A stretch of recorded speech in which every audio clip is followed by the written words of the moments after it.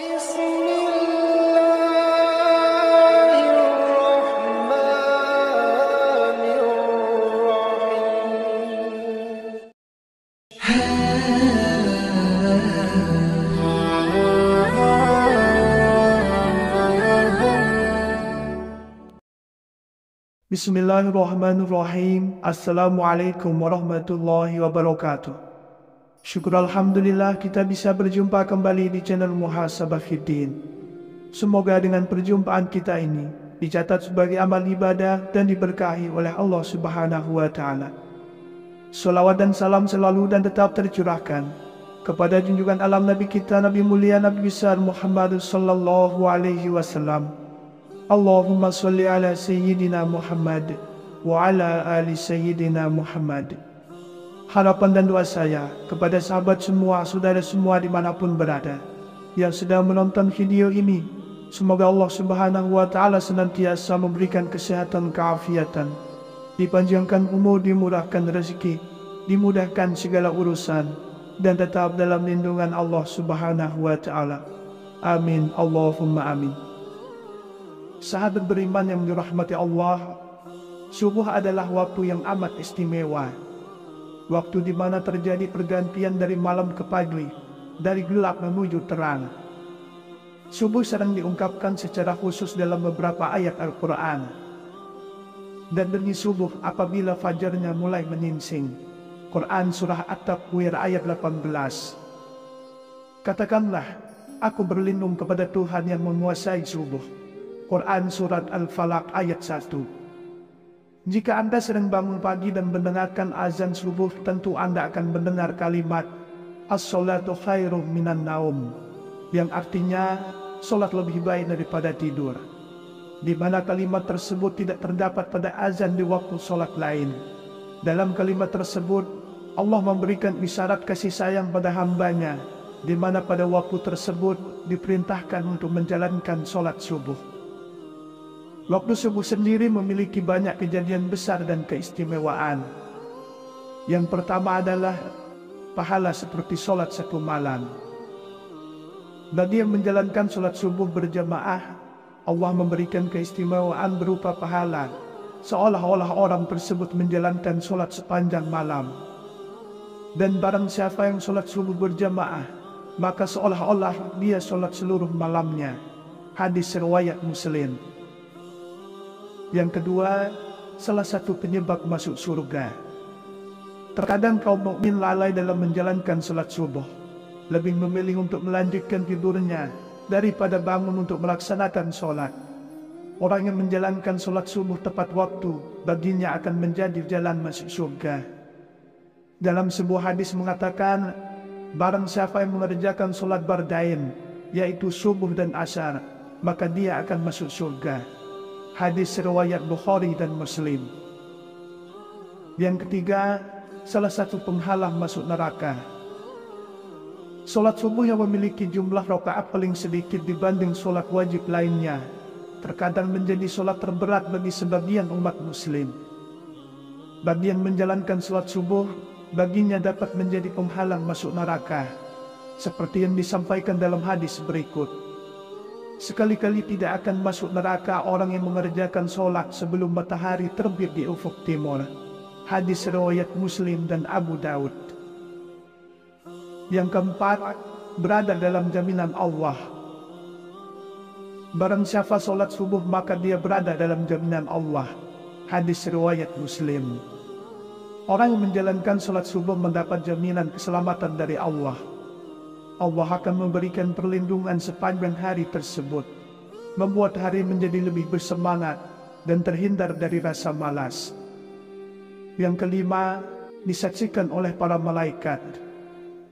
Subuh begitu istimewa bagi umat Islam, hingga Allah Subhanahu wa Ta'ala menurunkan perintah salat subuh sebagaimana firman-Nya dalam Quran Surah Al-Isra ayat 78.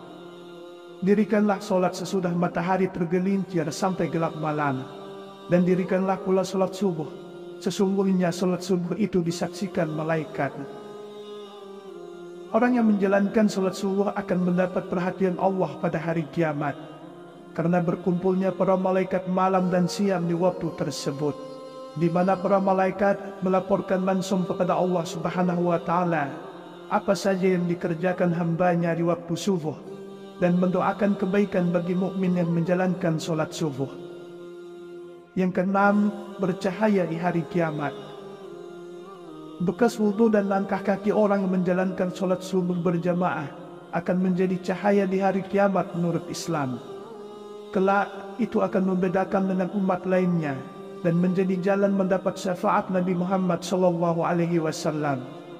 Seperti sabda Rasulullah SAW, berikanlah kabar gembira kepada orang yang banyak berjalan dalam kegelapan, yaitu Isya dan Subuh, menuju masjid, dengan cahaya yang sangat terang pada hari kiamat kelak.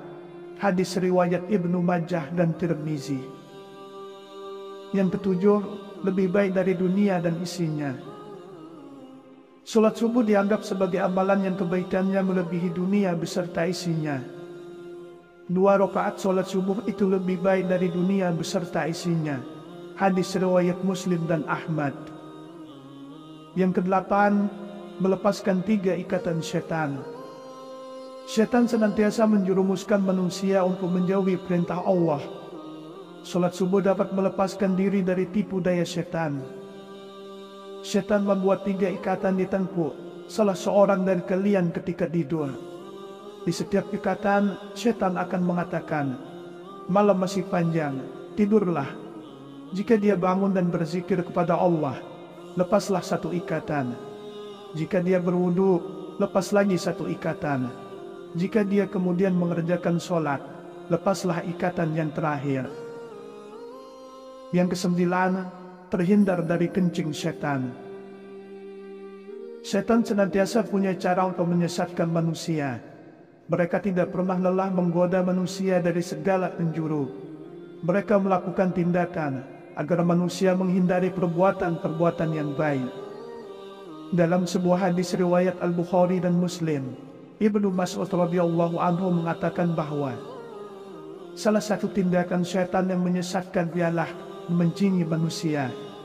Orang-orang yang bangun kesiangan hingga lalai dalam menjalankan sholat subuh.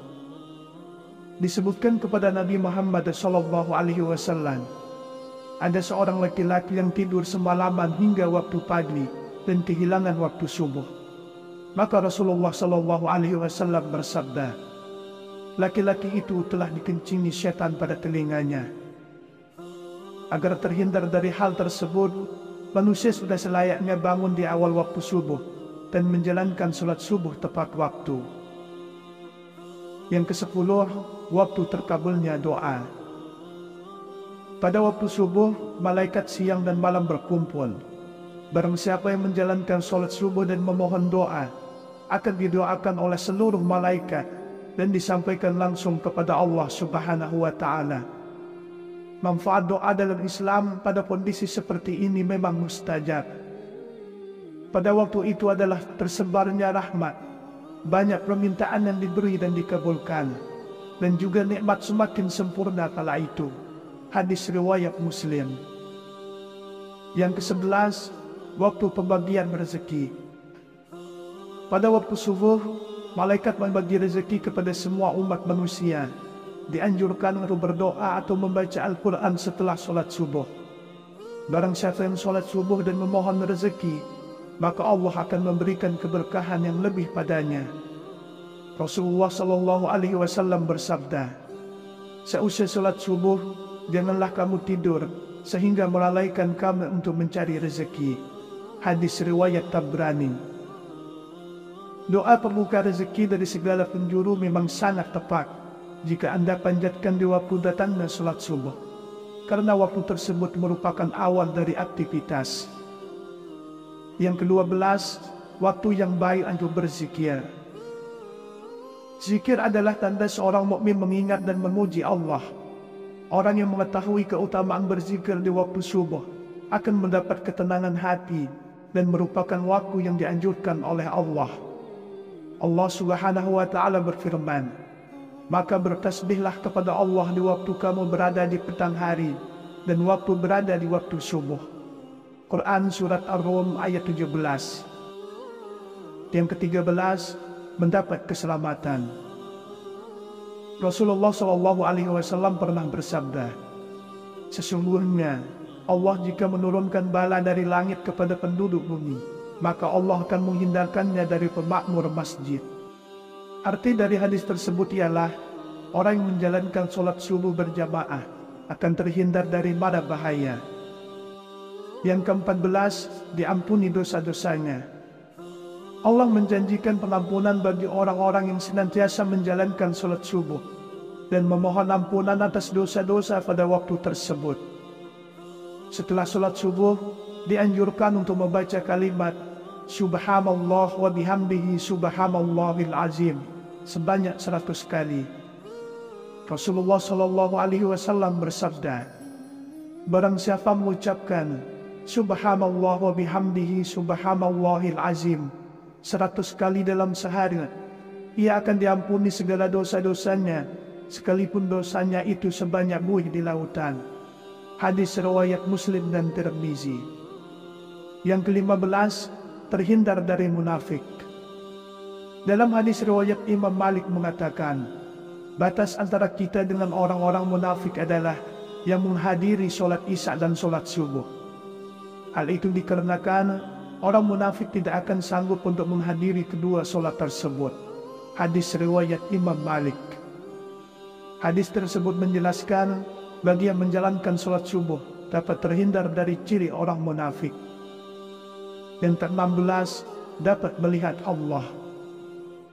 Manusia dapat melihat Allah saat berada di surga nanti. Allah Zat yang Maha Agung akan menampakkan dirinya di hadapan hamba-hambanya yang dikehendaki, termasuk di hadapan hamba-hambanya yang selalu menjaga sholat subuhnya. Rasulullah SAW bersabda, kami sedang duduk bersama Rasulullah SAW. Ketika melihat bulan purnama, beliau berkata, sungguh kalian akan melihat roh kalian sebagaimana kalian melihat bulan yang tidak terhalang dalam melihatnya. Apabila kalian mampu, janganlah kalian menyerah dalam melakukan sholat sebelum terbit matahari dan sholat sebelum terbenam matahari, maka lakukanlah. Hadis riwayat Bukhari dan Muslim. Kemudian yang ke-17, mendapat pahala seperti pahala haji dan umrah. Bagi orang yang menjalankan sholat subuh berjamaah, dilanjutkan dengan berzikir hingga matahari terbit dan ditutup sholat 2 rakaat, akan mendapatkan pahala senilai dengan pahala haji dan umrah.